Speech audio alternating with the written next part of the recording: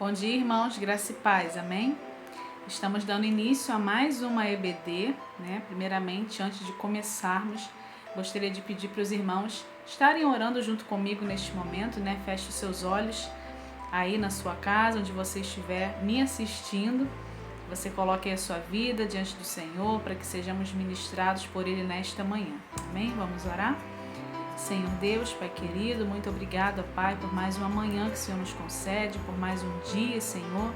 Abençoe, Deus, esse estudo da Tua Palavra, Senhor, que sejamos ministrados, que sejamos conduzidos por Ti, que o Senhor possa estar alcançando, Deus, a cada irmão, a cada vida, Pai, que está assistindo, Deus, essa aula junto comigo, Pai.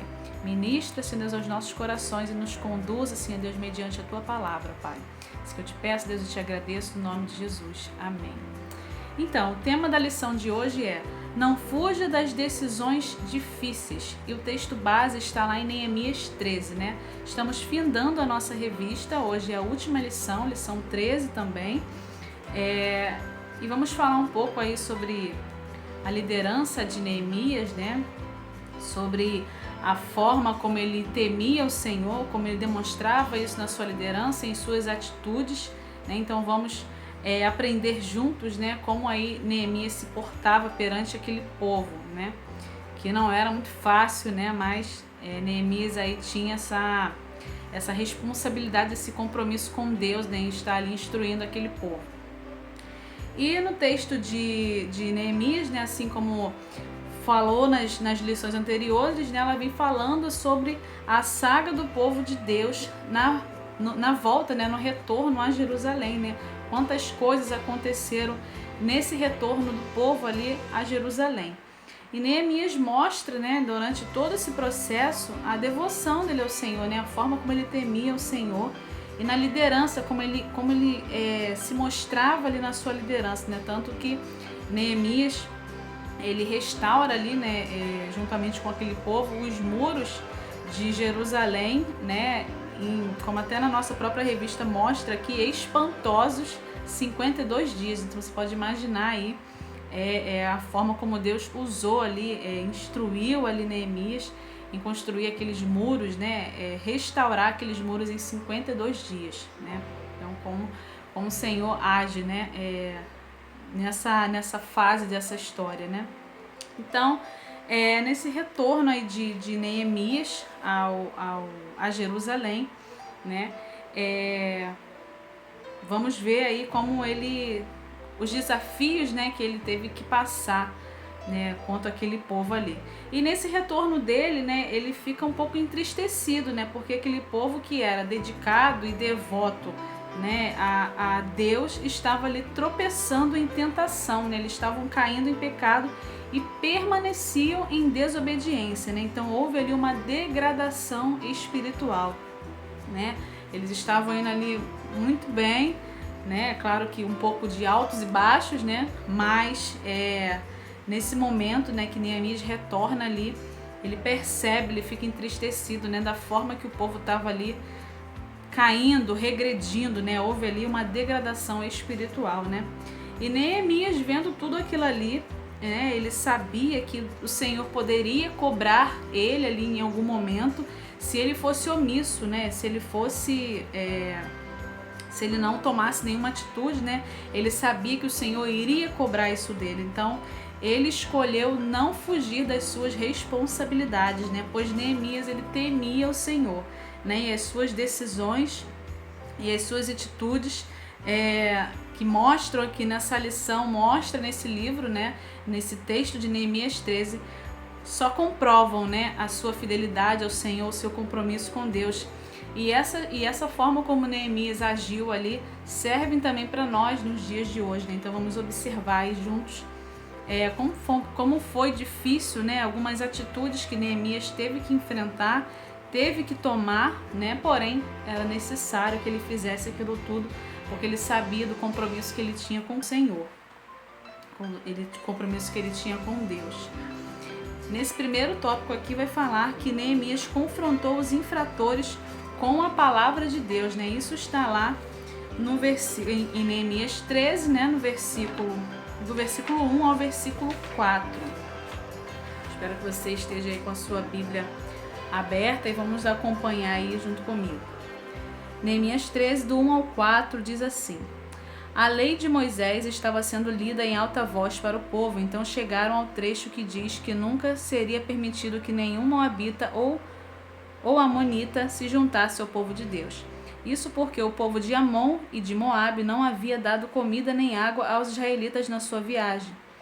Quando saíram do Egito, em vez disso, esses dois povos haviam pago a Balaão para amaldiçoar o povo de Israel, mas o nosso Deus virou a maldição em bênção. Quando os israelitas ouviram a leitura dessa lei, eles expulsaram os estrangeiros do meio deles. Versículo 4, antes desse acontecimento, o sacerdote Eliacibe, que era o encarregado dos depósitos do templo, havia se ligado com Tobias por laços de parentesco. Então, nesse primeiro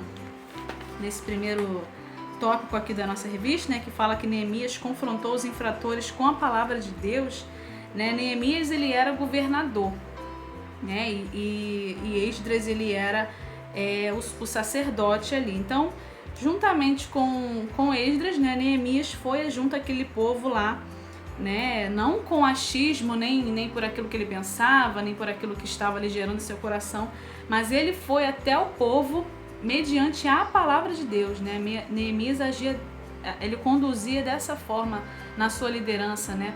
Ele fazia tudo mediante aquilo que Deus falava, tudo mediante a palavra de Deus, né? Ele não fazia pelas suas próprias vontades, nem achismo, né? Mas mediante a palavra de Deus. E Neemias, ele sabia que Deus havia feito uma aliança com aquele povo, né? Porém, o povo havia se esquecido dessa aliança, né? Por isso que estavam ali vivendo em desobediência, né? Estavam até regredindo, né? Espiritualmente. E qual era essa aliança que Deus fez ali com o povo, né? Era que o Senhor jamais se misturaria com os povos que eram contra a vontade dele, né? Os povos que eram contra a vontade de Deus, inimigos do Senhor, né? Então, Esdras e Neemias fizeram o povo recordar desse acordo que tinham feito com Deus, né? E conforme está aqui em nossa revista, na página 69, diz assim: é bom que saibamos que ali começou de fato a restauração do povo de Israel e Judá, com uma reforma interna e externa, com base nas palavras de Neemias, não com base nas palavras de Neemias, mas sim na palavra de Deus, né? Então, como eu falei, não eram com base nas palavras de Neemias, mas tudo mediante aquilo que o Senhor já havia falado com o povo, né? E é bom a gente entender isso, irmãos, quanto às atitudes de Neemias, né? Porque, como eu já falei aqui, acho que 3 vezes, ele não agia conforme as suas razões, com aquilo que ele tinha como achismo, né? Como aquilo que ele tinha, né? Do que ele próprio pensava, né? Mas tudo mediante a palavra de Deus. Então, assim, que a gente reflita isso em nossas atitudes, né? Que às vezes a gente quer fazer tantas coisas mediante aquilo que a gente acha que é bom, aquilo que a gente acha que vai ser melhor.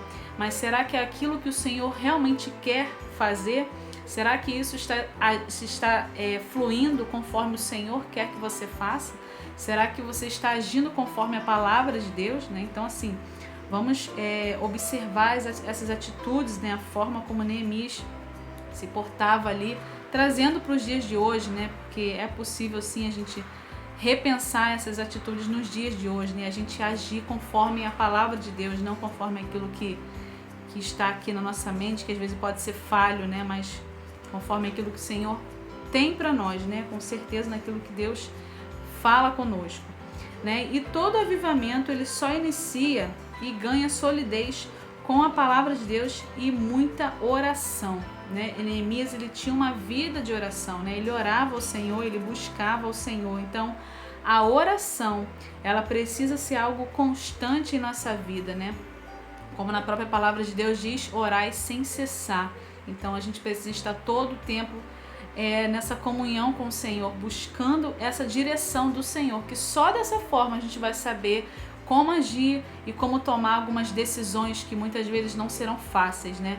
Mas se a gente agir mediante como o Senhor quer, a gente vai obter sucesso. Então, tudo precisa começar na oração, né? E Neemias, ele orava sempre ao Senhor, e o Senhor revestia de força, né? De segurança e coragem, né? Porque tomar algumas atitudes que ele tomou aqui não foram fáceis, né? Tanto que o tema da nossa lição é não fugir das decisões difíceis, né? E Neemias não fugiu dessas decisões, mas ele só fez aquilo ali porque ele foi ali encorajado pelo Senhor. O Senhor foi a força dele, o Senhor revestiu ele com toda a força, com todo o poder, mas isso porque Neemias buscava isso do Senhor, né? Então ele sabia que ele não estava sozinho ali naquele momento, ele sabia que o Senhor estava com ele, né? E aqui na nossa revista diz que a Bíblia e a oração são molas propulsoras para confrontar os transgressores da lei de Deus e são princípios para restaurar uma relação com o trono do Senhor, né? Então, mais uma vez reforçando, né, a oração e a busca na palavra de Deus são essas molas propulsoras, né, que nos dão força para poder reagirmos contra os transgressores das leis, né, contra aqueles princípios que não são os princípios do Senhor, né, que tentam se levantar. Então a gente só vence, a gente só tem essa coragem, essa certeza quando a gente busca isso na palavra de Deus e a gente busca isso em oração.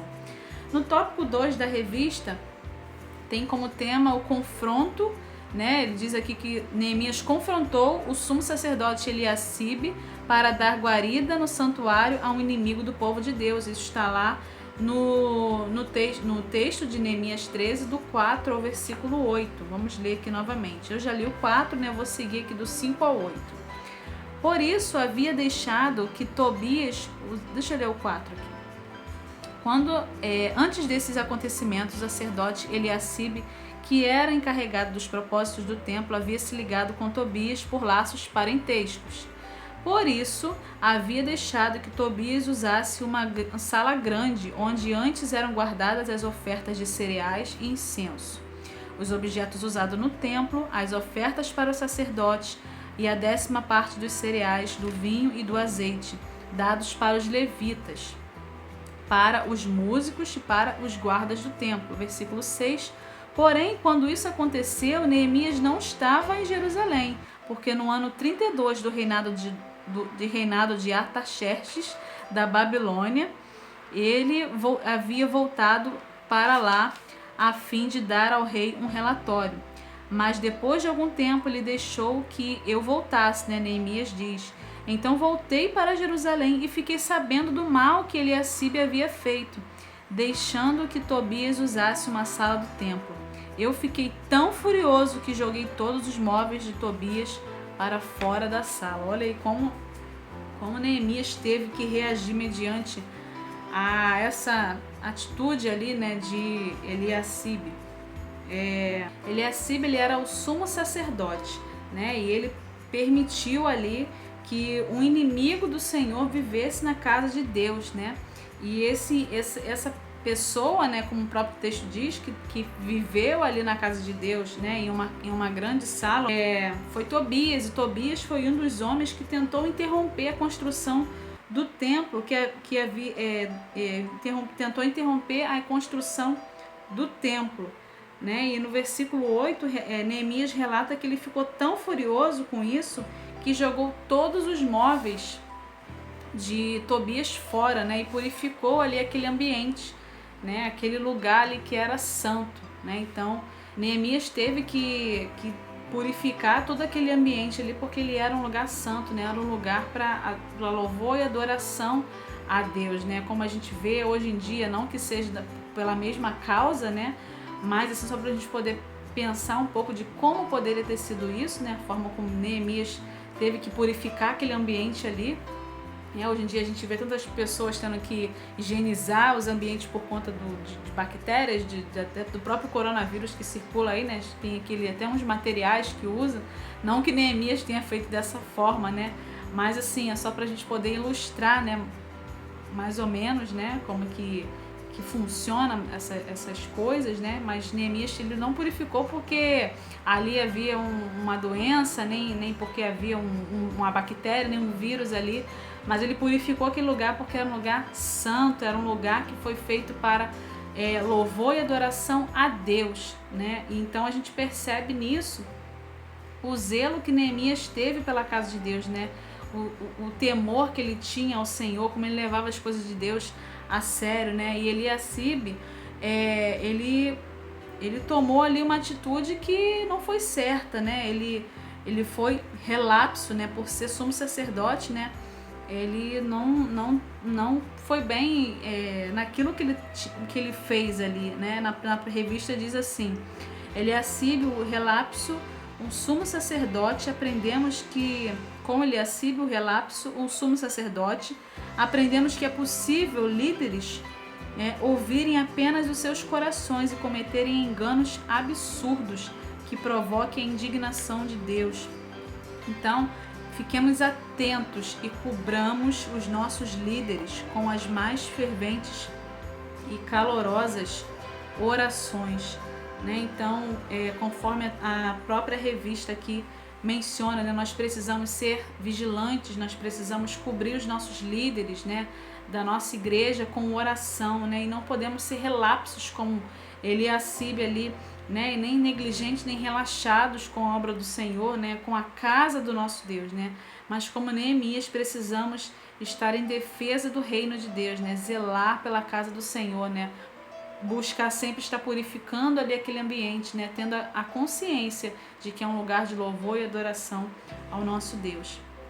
E no tópico 3 da revista, né, aqui até no finalzinho desse tópico 2 diz assim: temos essa certeza em romper com tudo em defesa do reino de Deus, a quem amamos e servimos. Então é um compromisso com Deus, né, em zelar pela sua obra.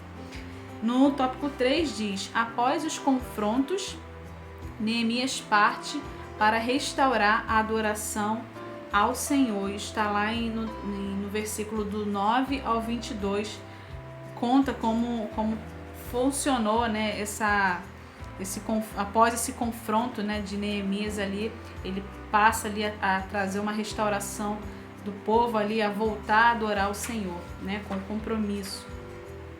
Porque para Neemias, né, adorar a Deus era essencial, era o principal, né? E era assim a missão do povo de Deus, né? A missão do povo de Deus era adorar a Deus, né? O povo escolhido ali. Porém, o povo não estava agindo dessa forma, né?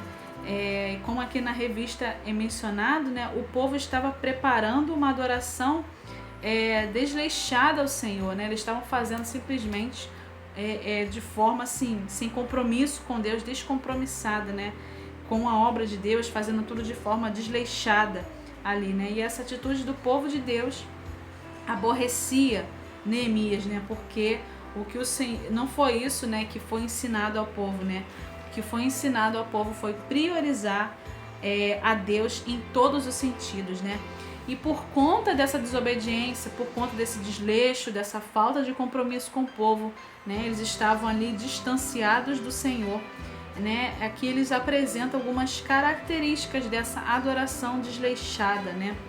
Primeiro, uma das características, aqui ele menciona 3, né. O povo parou de dizimar, né, que está no versículo 10 de Neemias 13, diz assim: eu soube também que os músicos do templo e outros levitas haviam saído de Jerusalém e voltado para as suas fazendas, porque o povo não estava dando o suficiente para o sustento deles. Então, uma dessas características da adoração desleixada é que o povo parou de ser dizimista, né? Eles pararam de levar ofertas à casa do Senhor. A segunda característica está lá do 15 ao 22, que fala que o dia do Senhor começou a ser profanado. E a terceira característica está lá no versículo 23 e 24, diz que como característica, né, o envolvimento dos filhos da luz com os filhos das trevas. Vamos ler lá esse versículo 23 e 24 aqui do nosso texto de Neemias 13. Nessa época descobri também que muitos judeus haviam casado com mulheres de Asdob, de Amon e de Moabe. Metade dos seus filhos falava a língua de Asdod ou outra língua e não sabia falar a língua dos judeus. Então, essa foi a terceira característica de uma adoração desleixada, né? O envolvimento dos filhos da luz com as filhas das trevas. E por conta dessas coisas, né, que aconteceram ali, houve um esfriamento, né, de fé, houve um esfriamento na obra do Senhor, porque, como eu falei, eles estavam fazendo tudo sem compromisso, né, descompromissados com o Senhor, distantes do Senhor, né, e fazendo de maneira desleixada, né, não tem outra palavra para definir, né, eles estavam ali fazendo a obra do Senhor de qualquer maneira, né, o que resultou em todas essas características aqui mencionadas, né. E aqui também fala sobre a atitude, mais uma atitude de Neemias, né, que também não foi fácil lidar com isso, foi está lá no versículo 25, do 25 ao 31, também de Neemias 13, que diz assim, Neemias e sua ira santa, né, a forma como ele teve que lidar com essas características, né, com essa falta de compromisso com Deus, né, contra aquele povo ali. Aqui na nossa revista diz assim, nesse tópico 3.4 aqui de Neemias e sua ira santa, diz assim: foi aí que o vigoroso homem de Deus agiu com rigor, não por ele em si, mas por sua ultrajada, por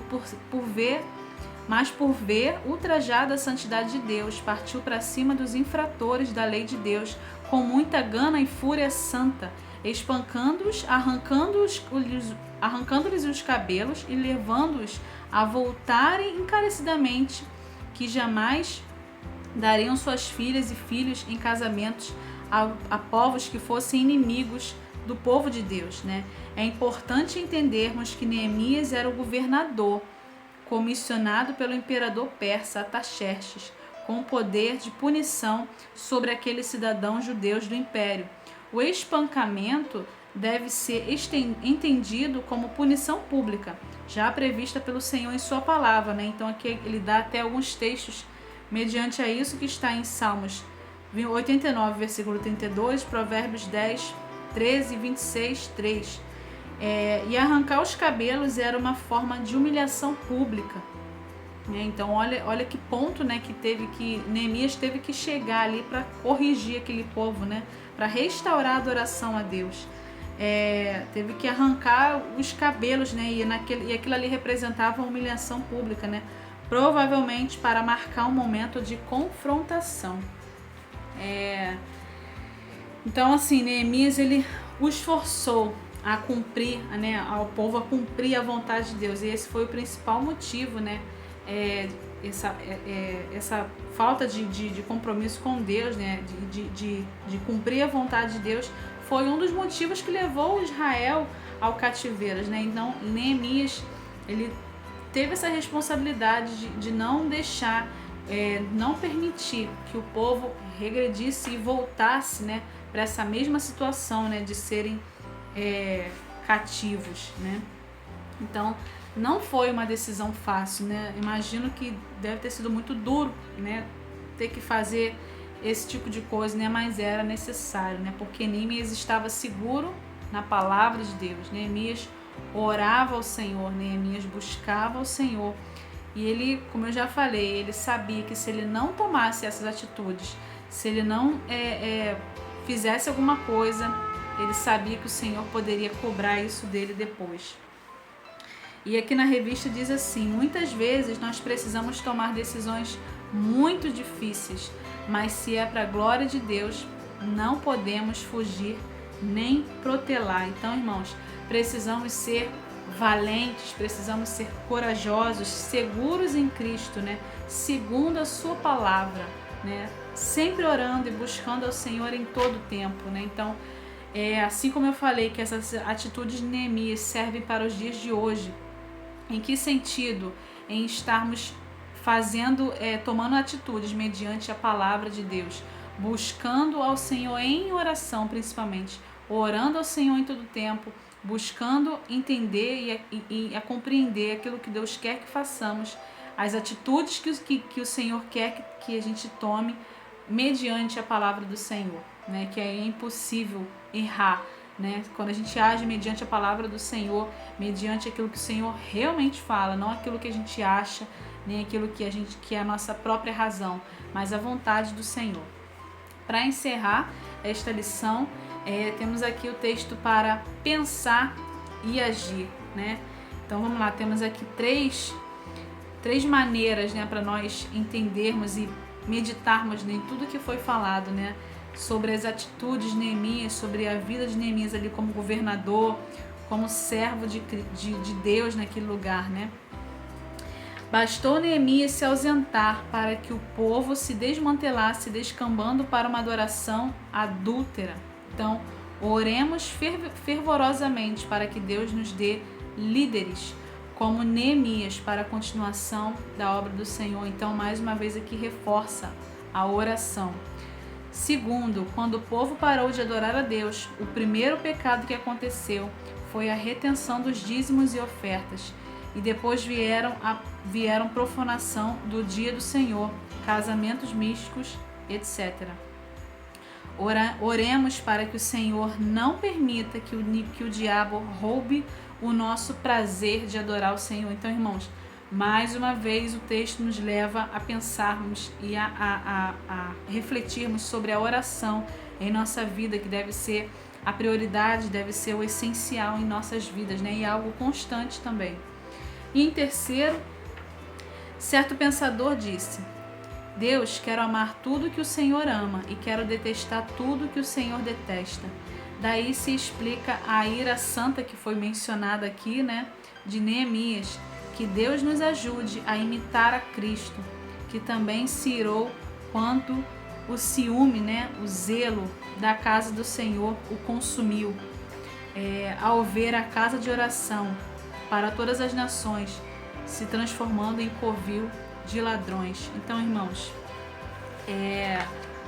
estamos findando, né, essa revista, essa lição, né, e ouvimos tantas coisas aqui sobre o livro de Neemias, né, sobre a trajetória do povo, essa saga do povo de Deus ali, esses altos e baixos que eles passaram, né, e por conta de tantas coisas, né, havia ali um esfriamento de fé, um esfriamento da obra do Senhor.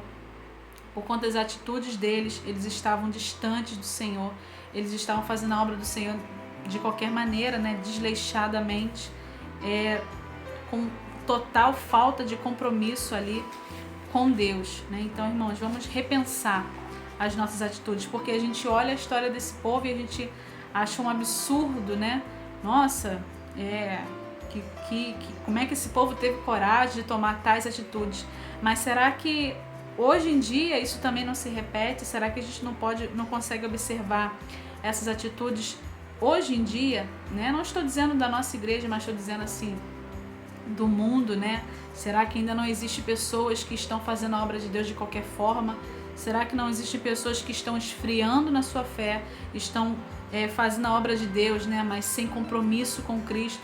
Será que tem pessoas que têm tomado algumas atitudes difíceis, mas que não estão fazendo mediante a vontade e a palavra do Senhor? Então, irmãos, vamos tomar isso como exemplo em nossas vidas, né? Para que a gente volte o nosso olhar para Cristo, para que a gente busque mais ao Senhor em oração. Se você ora, ore mais. Se você busque mais, porque nunca é demais, nunca é o suficiente. A gente precisa estar sempre, constantemente buscando e orando ao Senhor, né? Orando em todo o tempo, buscando a direção buscando a direção do Senhor, né? E agir conforme a palavra de Deus, como Neemias agiu ali. Teve que tomar muitas atitudes ali difíceis, né? Eu imagino aqui, quando chega no final do texto, que essas coisas que ele teve que fazer, né?